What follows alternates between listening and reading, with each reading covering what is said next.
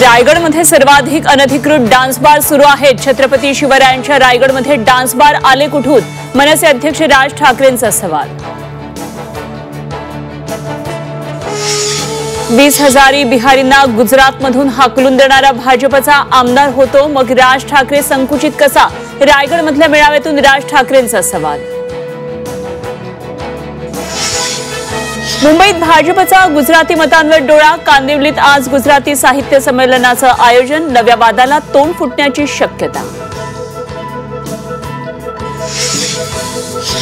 अजित पवार मुख्यमंत्री व्हावेत, आमची इच्छा। अजितदादा मुख्यमंत्रीपदी यावेत, जनतेची ही इच्छा। माणगावातल्या कार्यक्रमात सुनील तटकरेंचं वक्तव्य।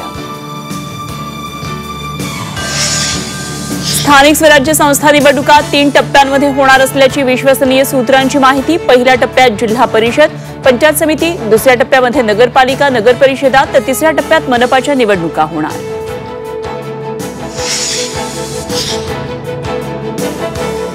पुण्याच्या विकासात दादागिरी सुरू असल्याचं मुख्यमंत्री फडणवीसांचं वक्तव्य। तर दादागिरी नेमकी कुणाची? मुख्यमंत्र्यांनी नावं जाहीर करावीत। रोहित पवारांचं आव्हान। तर तुम्ही कधी कारवाई करणार? सुप्रिया सुळेंचा सवाल। सोलापूर जिल्ह्यात साखर घोटाळा। बार्शीचे माजी आमदार राजेंद्र राऊतांची ईडीकडे तक्रार। 3 साखर कारखान्यांचा 100 कोटींचा साखर घोटाळा असल्याचा आरोप। आणि अमरावतीच्या चिखलदऱ्यात पर्यटकांना मारहाण। पंचबोल पॉइंटवर जिप्सी चालकांकडून मारहाण। गाणं गाण्यावरून झालेल्या वादाचं रूपांतर राड्यात। पोलिसांच्या हस्तक्षेपानंतर वाद मिटला।